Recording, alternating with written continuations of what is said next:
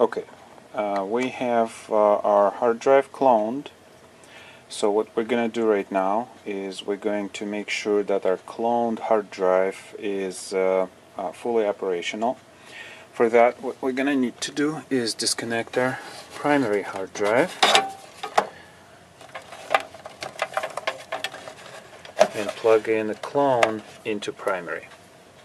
Alright, so the primary is disconnected, and the blue connector in this computer is the primary, and we have the clone connected to the primary. So if we turn on the computer right now, we're going to get an error.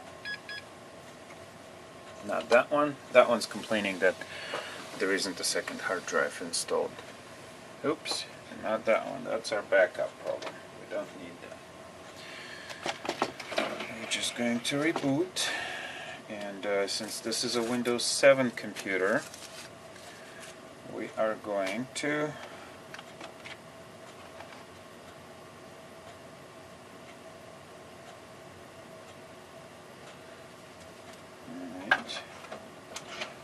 we're going to get an error. It's not the error I was looking for, but nevertheless, let's just reboot the computer.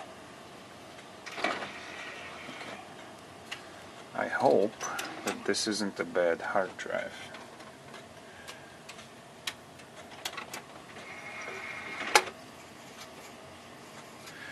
We should get a Windows 7 error. Okay, that's the error I was looking for. So the other error was probably from a computer trying to boot off a hard drive that doesn't exist. So let me... This is what we need to do. So we take our Windows 7 CD, put it in, okay, and we reboot the computer.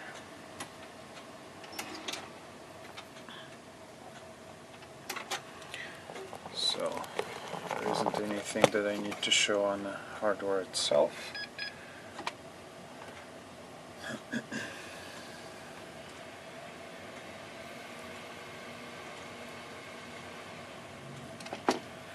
So it asks us to boot off a DVD. We want to boot off a DVD. So this is what happens when you clone a Windows 7 hard disk to another hard disk. You're going to get that boot error. It's easily fixable. So we'll just have to wait for the computer to go in to the repair mode, and we'll be able to get our Windows 7 fixed. After we fix the Windows 7, we're going to have a fully bootable second hard drive.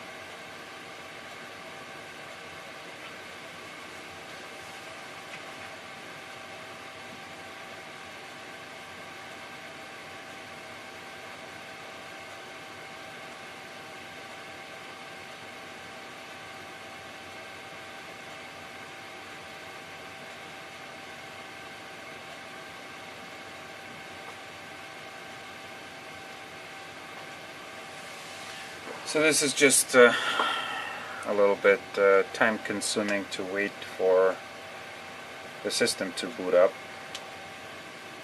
but I can't make it go any faster.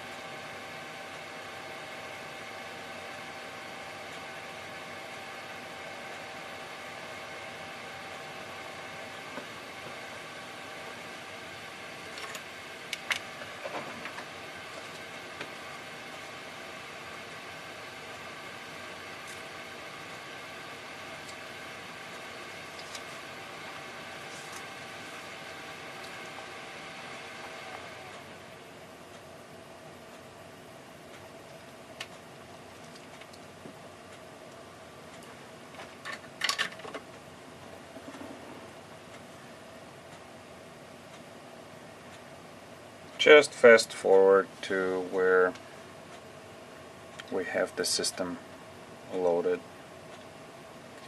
That's the problem in doing everything in real time.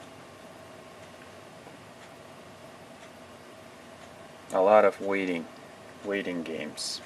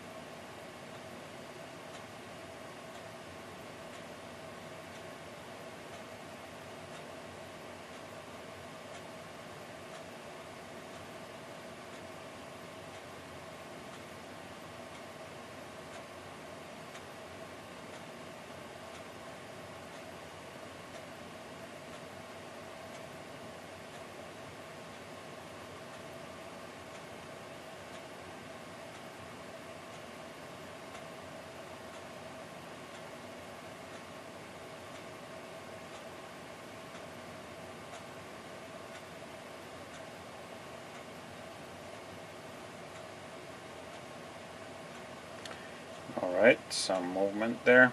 Again, remember patience. Number one thing in working with computers is patience.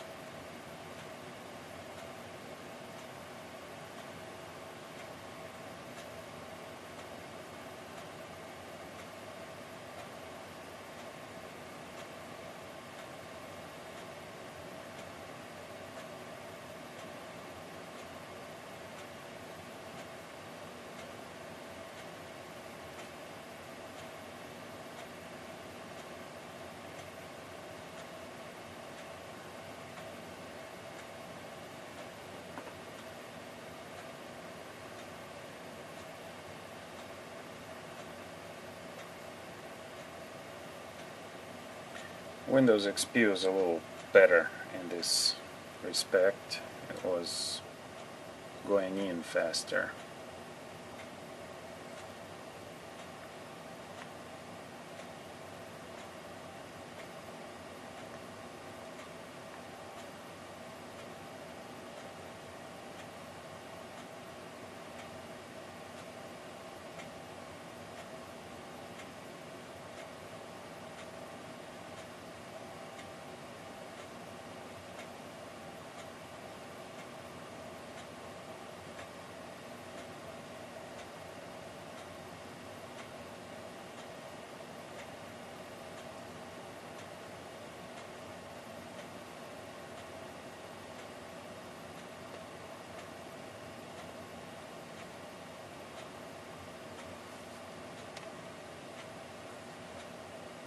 Alright, some movement there.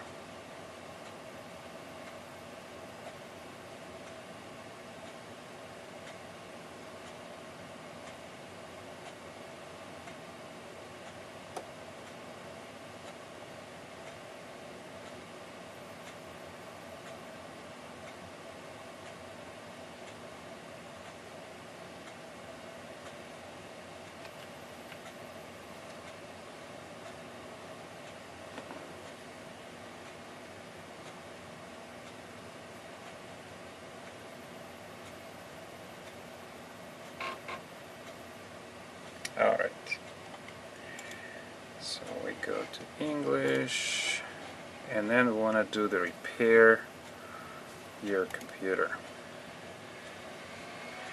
It's going to look at the problems.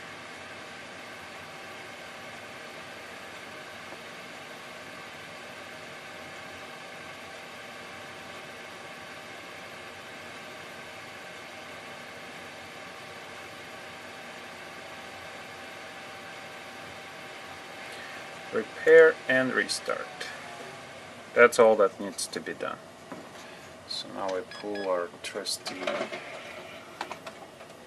Windows 7 CD out, and as you can see, the Windows is booting. So this is the hard drive that we've created a clone from, And this is the hard drive that still has the virus on it.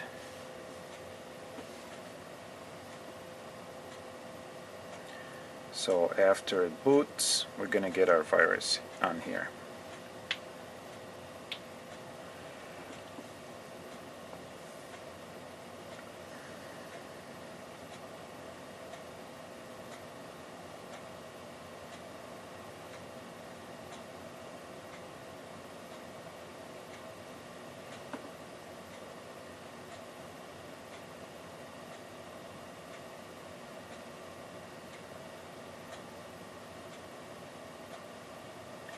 So this one is slower because it did the repair, so it has to realign some things inside. I'm not sure what it's doing, but really doesn't matter, just a waiting game here.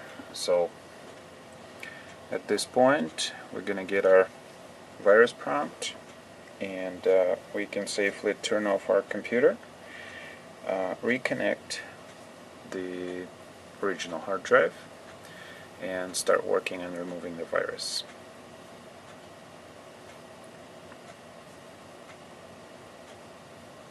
So there you go.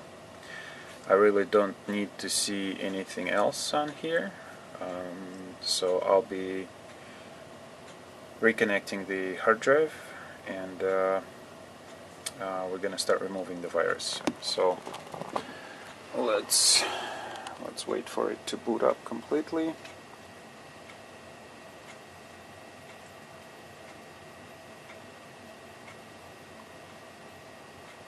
And because this is a secondary hard drive, or I should say backup hard drive, you want to be a little more careful. So I'm just going to push the power button.